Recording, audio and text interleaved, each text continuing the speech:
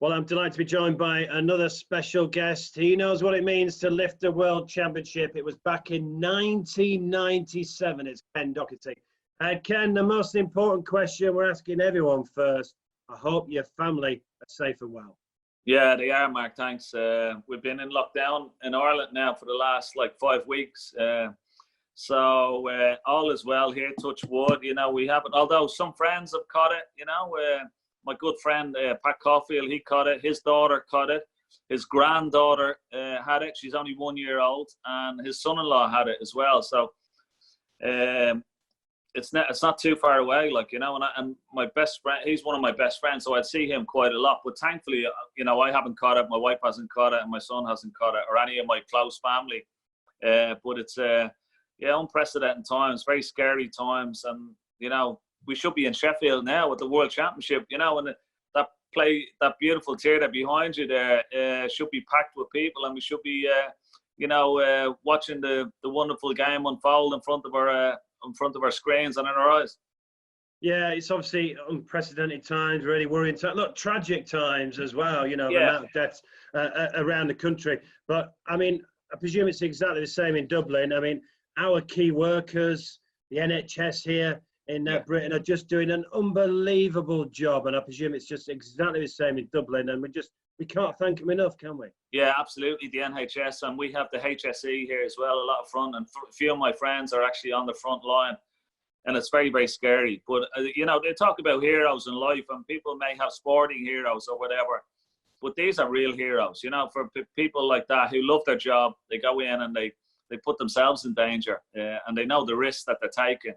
And, they're the real heroes. I thought that story, that wonderful 99-year-old man who raised 30 million for them was just, that was just incredible, and it's great to see so many people, the communities coming together and, recognising the frontline workers who are putting their own lives at risk and their families as well. And it's, I think that's the one good thing that's probably come out of all this, is the community feeling and the support for the NHS and for the HSE over here. You said we should be in Sheffield. Well, we're all hoping, if the government advice allows, that we'll be in Sheffield at the end of July, hopefully with a crowd or a reduced crowd or even behind closed doors. But whatever option we get, I think it'd be a real tonic for everyone, having the World Championship on, Ken. Yeah, absolutely. It's welcome news. That window that was for the Olympic Games, which is now postponed till next year. So there's the opportunity of having it in July, which is fantastic. I think everybody connected with the game, the players, the officials, and the management team, they all wanted to go ahead. We're all missed the snooker terribly. And, we should be in Sheffield now. But if it's put back to July, we don't mind once it goes ahead, because we want to see, at the end of our season, to see the World Championship. So if it's behind closed doors, so be it. But at least that we will have live snooker and the World Championship being staged this year. Will you be picking your queue up for the qualifiers? Oh, yeah, absolutely, yeah. I'd love to play one last time, walk out through those curtains, down the steps, and kiss the floor one last time before I hang up the queue. My old colleague and great rival for many, many years, Peter Ebden, unfortunately, he's had to retire through injury. I was very sad to hear that news, because I've known Peter since, probably since we were 16, I think, playing in juniors and amateur tournaments around Britain. But the buzz that I'm sure he told you yesterday, the buzz of coming out through those curtains, down the steps, and the crowd, giving you a cheer. There's nothing like it in the world. And to come out the other side holding the trophy is probably, the highlight for any snooker player who's achieved that. We'll talk about you winning the World Championship in a moment. But what is it about the Crucible? It's, as soon as you walk into the place, you're just thinking, look, I'm part of history. It's just I think that's it. I think it is. It's all about the history, the nostalgia. We all grew up watching the images of, the likes of Ray Reardon playing Higgins in '82 final, Dennis Taylor in '85, Joe Johnson '86, the Davis era, and then the Hendry, Jimmy White era. And we grew up as kids watching those great pictures and memories. And when I saw Higgins win it in '82, that was it. I wanted to be a snooker player, you know. So that inspired me. And I think when you come to Sheffield and you come to the Crucible and you go out and you play, you sort of you realise all those great names and all those great players that played. It still has that eerie feeling, and you sense it, you know, and the crowd sense it, and the crowd have a big part to play in it as well, you know. But I think the history of it and the fact that it's the World Championship as well has a lot to do with it. It's just a fantastic venue. Was Alex Higgins the hero then when you were growing up? Yeah, Alex Higgins was my hero. When I saw him win that, I mean, I first saw him on Pop Black, but I got a little snooker table from Santa that size when I was about 8 years of age. It was at the bottom of my bunk bed. And I was hooked ever since. And I wanted to be a snooker player. Playing him and becoming friends with him. And the very first time I met him, actually, I was working at a snooker tournament in Goffs. He said to me, he said, will you get me a drink while I'm at the table, kid? And I said, yeah, Alex, what would you like? He says, well, if I ask you for an orange juice, that means a vodka and orange juice, you know? And I says, when you're playing, Mr. Higgins? He says, yes, kid. And if I ask you for a vodka and orange juice, that means a double. This was my hero. And that was the first time I ever met Higgins. But I loved him. He was an inspirational player, you know. Look, he certainly was. I mean, you couldn't take your eyes off him when he was playing. But would you agree he was a flawed genius, unfortunately? Yeah, he was completely. You know, he had all the talent in the world. And in fact, I was the last player to play him at the Crucible. I beat him at the Crucible back in 1994, and it was a hollow victory. I didn't like it at all. And he had a stand-up argument on the floor with John Williams, saying that, telling him where to move and where to stand. And Williams, he was a very strong character himself. He says, no, Alex, I've been standing here all day. He says, I'm not in your line of sight. And Higgins, quick as a flash, goes, you're not in my line of sight, John. You're in my line of thought. I still don't know what that means. But yeah, he was a great character, an absolute classic. The best funny story, I think, you talk about flawed geniuses. I took him down to my own snooker room in Dublin for a practice before an Irish professional championship. And he was very gaunt. He lost a lot of weight. He was recovering from cancer. And it was 10 o'clock in the morning. And I said, would you like some breakfast? Would you like something to eat, something to drink? I'll just have a pint of Guinness, he goes, you know. He took the racing post out of his pocket. And he took his pen from behind his ear. And he did out his horses for the day. Then he took out his packet of tobacco and he rolled his own like a cigarette. So he's smoking, he's drinking, he's done his horses for the day. And he's looked at a few of the pictures on the wall. And I brought him over to a George Best picture I have. I played George Best the frame when I was 18, you know. And I says, Alex, here's an old friend of yours from Belfast. And he comes over with the pint and the cigarette and he's looking at it. And he's only about 7 or 8 stone in weight. And he looks at George Best and he goes, oh, Georgie Best, what a waste.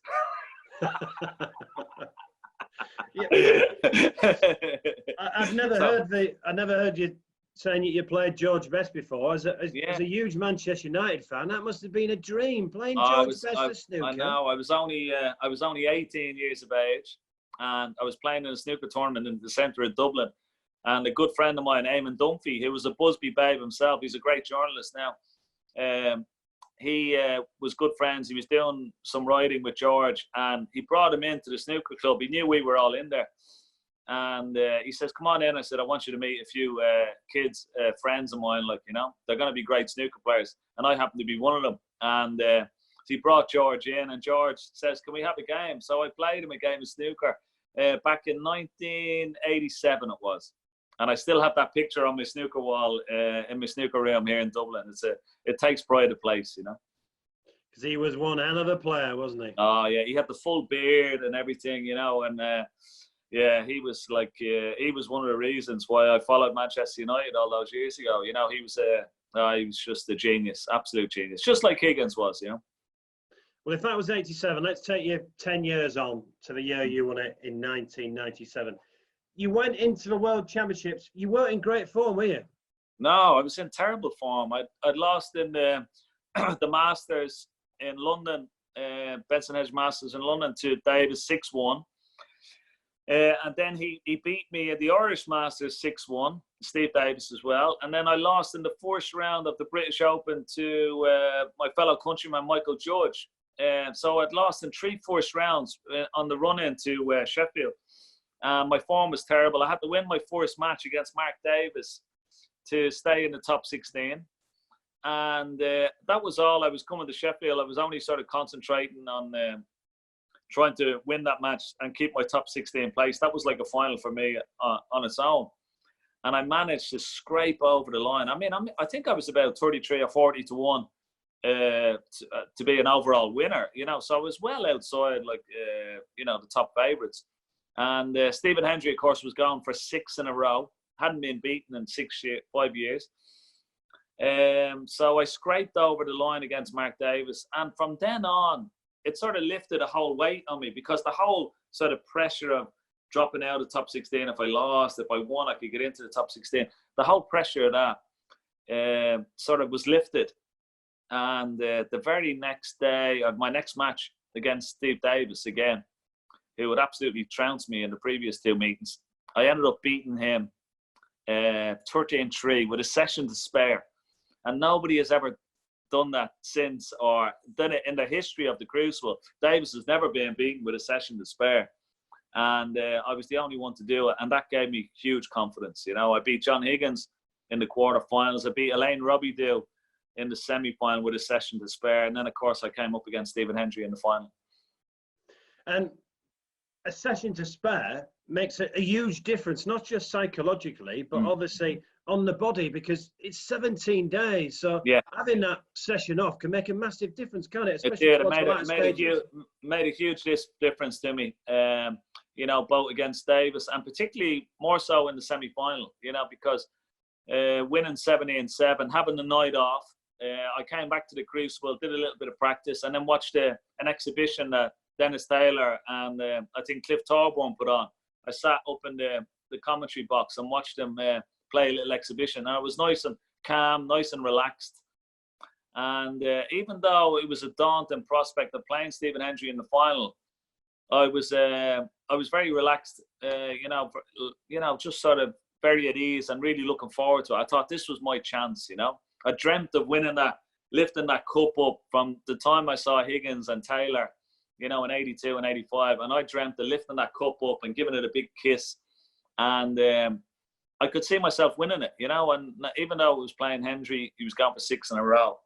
It didn't bother me. I just played out of my skin. And even though the first session, he had 3 centuries in the first session, Stephen Hendry, against me, and he was 5-3 down. It was the only 3 frames he won in the first 8 frame. And then I won the second session 6-2. It was 11-5, went 15-7 up. And then he won 5 in a row to come back to 15-12. But I won a crucial 28 frame to bridge the gap to 4. And then we had a mid-session interval, and then I came out and won the last 2. But it was the dream of all dreams, If my memory serves me right, I think your highest break was about 85, wasn't it? You did enough to win frames, didn't you, when Hendry was knocking the centuries in? Yeah, I think he had 5 centuries in the whole match.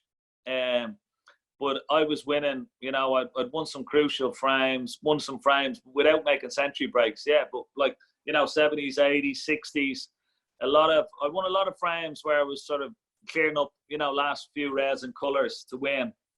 I won a crucial frame where I doubled the black.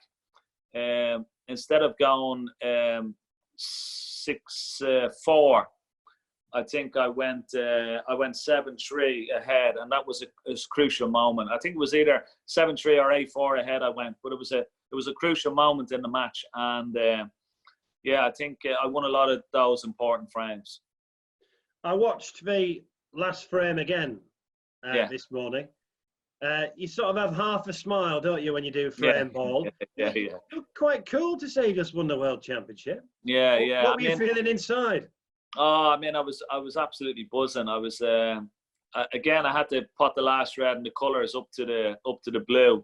And when I came around to pot the blue, I'm bang on the blue and the big chair. I just knew then. And I saw Tony Drago. He's sitting in the press box right behind you there. And he was clapping like that. He had a big smile on his face. He was so happy for me. And that's when I smiled and looked up to my friends up in the balcony. And potted the blue and the pink, and it was all over then. And I gave Stephen a hug and was just wanted to just get my hands on that trophy. It was fantastic, you know. Come on, then. What does it mean to get your hands on that trophy? No, it was just, I mean, if you put all your best dreams and your birthdays together in one special moment, that was it. You know, it doesn't, for a snooker player, for a sports person to lift that to that cup, it's just, it doesn't get any better than that. And no matter what you do in your life, you'll always be remembered for that. You know, I rang Peter Repton last night and I said, look at Peter, I said, you've had a fantastic career. You know, whatever you do for the rest of your life, your name is on that cup, you know, and they can't rub it out. They can't take it away. You're etched in Crucible and snooker history, and everybody will remember, you know, like a certain times of their life. But people will always come up to you and say, I remember the year you won that world championship. It was fantastic, you know. Did it mean more to you because you beat the best player, arguably, could be the best player ever? I mean, 29 matches unbeaten. You mentioned earlier, 5 on the bounce. No one really gave you a chance even before that final. No. So no. Did it mean more to you because you just beaten the best player in the world? Yeah, exactly. Well, yeah, I did. Yeah, I beat for the Crucible, to him, it was like his own backyard. You know, it was like his own table, basically. He dominated, you know, completely dominated the 90s.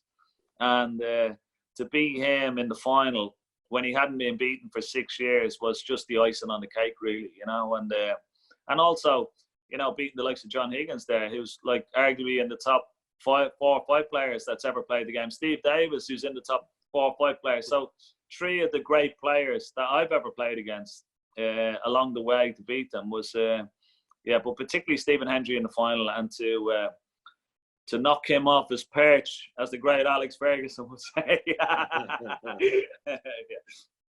Amazing to think it's 23 years ago, and you're still celebrating the win, aren't you? Oh yeah, absolutely, absolutely, and I will be until the rest of my life. And I was talking with Joe Johnson yesterday. We were doing a thing for BBC Sheffield, and the guy said to him, he said, "Has it changed your life?" He says, "It changed my life completely." He says, and he said, I wouldn't be working now. He said, I wouldn't be talking to you now. He said, if I hadn't won that world championship, I wouldn't have been covering like 20 years on Eurosport.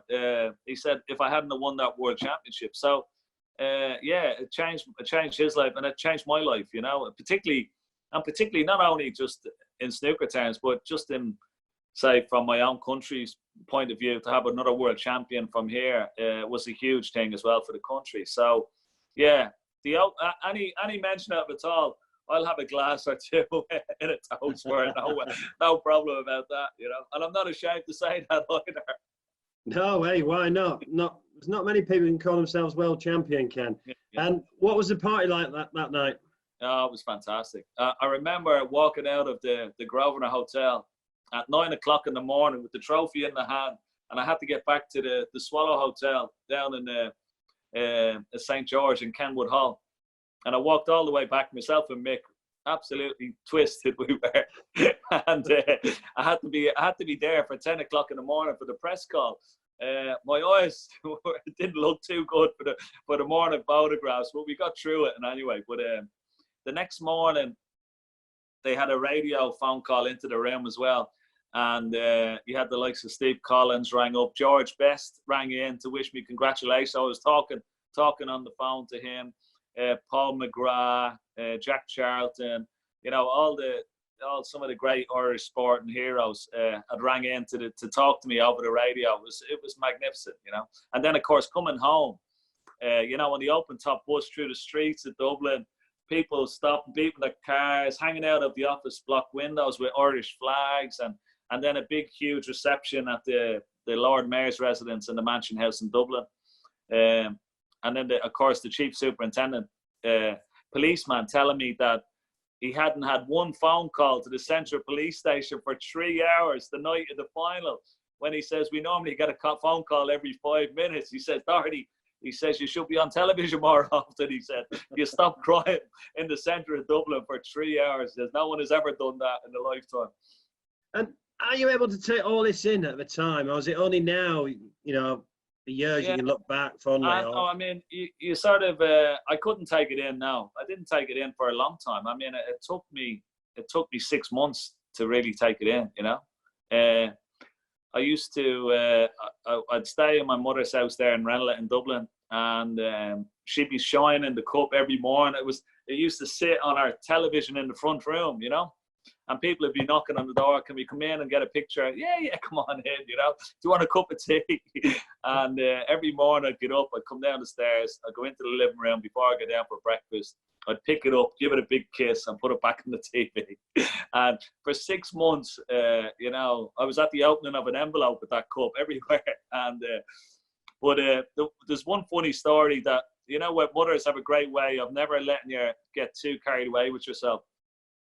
And one morning, she used to make apple tarts, and the local Spar shop used to sell them in the supermarket. They'd sell them for like a couple of quid an apple tart. And apple tarts were quite famous in our village, So the guy says, will you make some for the local supermarket? She says, yeah, no. So every Saturday morning she used to make them, But they were so busy down in the Spar shop that they couldn't come up and collect them. So I had to get up 8 o'clock in the morning with a big breadboard with about 20 apple tarts.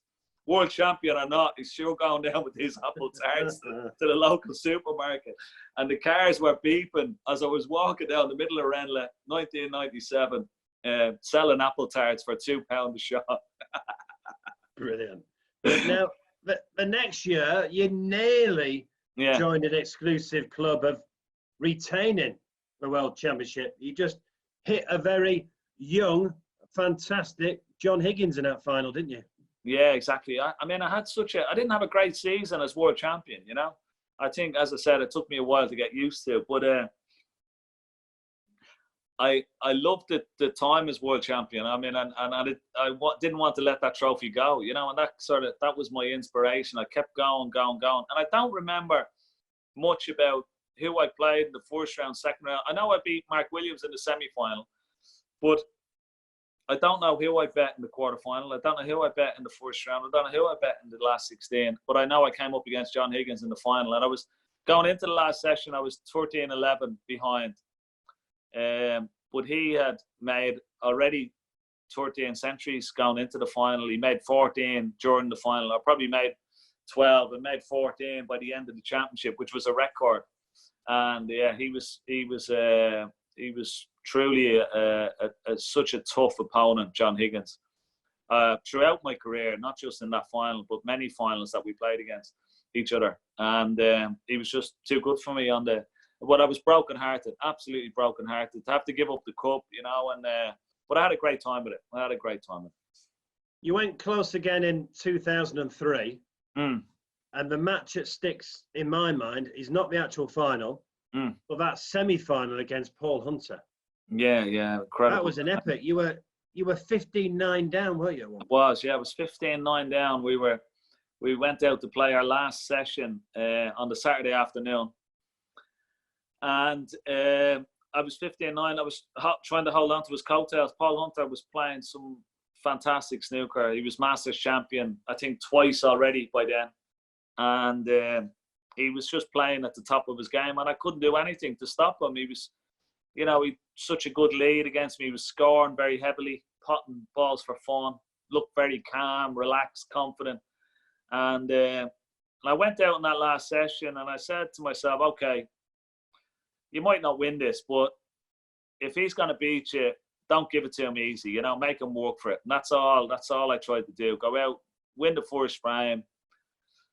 Try and get a few more frames on the board. Don't give it to him easy. If he goes out, he knocks a big break in, well, you'll be the first to congratulate him. But just go out and give it 100%. That's all you can do. And then as long as you do that, you can never feel guilty about any of your performances, that you left everything out there. And that's all I tried to do. I won the first frame, won the second frame. He missed the yellow off the spot. The 26 lead was just yellow to black left. I potted the yellow and all the colours to win the third frame. Then I won the fourth frame, and now we're at a mid-session interval, and I'm only 2 behind. And that's when I thought, he's getting nervous. If I win this next frame, I've got a real chance. And yeah, you could see the signs and the pressure. I mean, the pressure was getting to me, but it was certainly getting to him because he had a huge lead.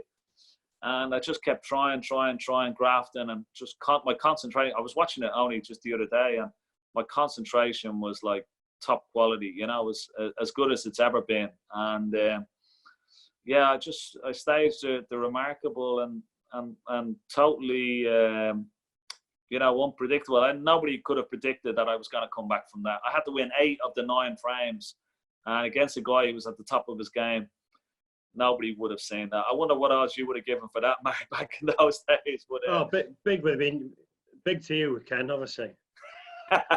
Well, yeah, I mean, I think it's probably the greatest match, apart from you know, winning it. It's the greatest match I think I've ever played against Paul Hunter. There's no doubt about that. I'll never ever forget that. And as I said, they showed on BBC as one of the Crucible classics, and it certainly, I think it was probably, it's up there with Dennis Taylor's comeback. I don't think anybody has ever come back from so far down with so little frames to play at such an important stage. So yeah, it's one of my proudest moments. But at the same time, when I was watching it the other day, I had a tear in my eye. Like, you know, I was well enough watching it. You know, I was sitting on my own downstairs in my living room, and I was well enough because it's tinged with sadness because, you know, Paul died only 3 years after that match, you know, and it was, you know, I really felt for him, his family, of course, who would have been watching it, and all his friends and all the people who loved him. He was a very, very likeable guy.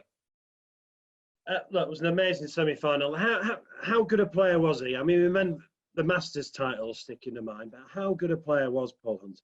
He was great. He was a breath of fresh air. You know, he'd you know, he was a great putter, great break builder, and he was great under pressure as well. I know, like, he felt it against me, but normally under pressure, I mean, he won his 3 finals at the Masters, 10-9, 10-9, 10-9, against Williams, O'Sullivan, and Fergal from 7-2 down. You know, he was just, we called him the Beckham of the Bays. He had the looks, he had everything. And he was very, you know, even after that match, he just said to me, he says, "You played great." You know, he says, "I hope you win it. You know, well done." And he was, you know, he must have been absolutely devastated. But, you know, it was the testament of his character, you know, that he could still manage to say those few words. Because a lot of players would just shake your hand and be out the door, like, you know what I mean, as quick as some of your greyhounds. But he wasn't like that. You know, he was a gentleman, a great winner, and he was a good loser as well. And you lost in the final to Mark, but you played a ridiculous amount of frames at that tournament. Yeah. 132 frames, which is still a record. Yeah, I tell you what, it took a lot out of me, to be honest, that match. And going into the final, I was 10-2 down to Mark Williams and got back to 12-all, believe it or not. You know, it was a mountain to climb. And it got to 16-all. I ended up losing 18-16. Yeah, I played 132 or 133 frames out of a possible 137 if every match went to the last frame. Because that year, my first round match was 10-9 against Sean Murphy. My second round match was 13-12 against Graham Dott. My quarter final, I was 10-0 up against John Higgins in the quarter final. 10-0 up. And I eventually won, I think it was 13-8 or 13-9. And then, of course, 17-16 to Hunter, and then 18-16 in the final. I lost to Mark Williams. So, yeah, it was the record number of frames. But, again, I think losing in the final, that was, I think, my toughest ever defeat, I think, without a shadow of a doubt. As well, like losing to Higgins, yeah, that was pretty bad. But I think losing to Williams, because that year, playing so many frames, so many close matches, the comebacks, and just to be pipped at the post in the end, that was my toughest loss, I think, in my whole career, without a shadow of a doubt. We've mentioned some great players. You've played some great players. Who's the greatest in your opinion, then, Ken? We were having this discussion the other night, and I think it's very difficult to say. I think everybody would say Ronnie because of his talent and the way he makes breaks look so easy, you know, and he plays so well under pressure. But I mean, Stephen Hendry won 7 world championships in the space of like 10 years, you know, and that was an incredible record. Ronnie couldn't even do that, you know, and I think that's the the only thing, so it's very, very hard. Both of them at their best. It was very, very difficult to say. You know, I'm just delighted to have played both in some ways and not delighted to have played them in other ways, you know, because they stopped me winning a lot more trophies, as indeed did Higgins and Williams as well. You know, I was in the era when they were at their real peak, you know. So I was coming up against them quite a lot. So I just don't, you know, it's just very difficult to pick between Stephen and Ronnie. It's very, very difficult. Ronnie, because of his 147s, the breaks that he makes so fast, so natural, and left-handed, right-handed. He's the most talented player. But, you know, if you said to me the both of them are going to play a final of the World Championship at their peak, it's a toss-up. There wouldn't be a lot in it, I'll tell you that. I'd be quite happy if I came back to this earth as Ken Doherty, though. You walk round Sheffield, even now as a commentator, if you don't qualify, you walk round Sheffield when the snooker's on with a massive smile on your face. Oh, you love it, don't you? I love it. I absolutely love Sheffield, you know, and I'm missing it terrible now, you know. I miss Sheffield, miss the people, miss the Crucible, miss all you guys, I miss the buzz of the World Championship. And I miss all, you know, the lads that I work with, you know, on the BBC, because we love what we do. We love going into that commentary box. We love talking over the pictures. We love being in the studio with Hazel and JP and Steve, and we have such a great laugh for the 17 days. You know, it's like a big family. You know, it's like your family away from your family, and you're part of that now as well. Like, you know, and Betfred are over the last since you've been sponsoring now. What is it? 10 years almost, is it? 2009 was our first year, yeah. Yeah. So, I mean, you guys are all part of that as well. And that's, I mean, you know, from, you know, the special atmosphere in even in the press room, you know, up in the Betfred lounge, up in the Champions Lounge. It's a wonderful couple of weeks. So if we have to be there without any crowds, well, that will be difficult. There's no doubt about that, because the crowds make the atmosphere as well. But I think the people of Sheffield will still come out in their droves. They'll still be outside watching the big screen, that's for sure. And we'll be still having a good time up there. And, you know, we'll still enjoy the World Championship. Ken, I really appreciate you giving up your time. And please, you know, stay safe, and fingers crossed we do see you in Sheffield at the end of July, if the government allows. Absolutely. Look forward to it. And thanks for having me on, Mark.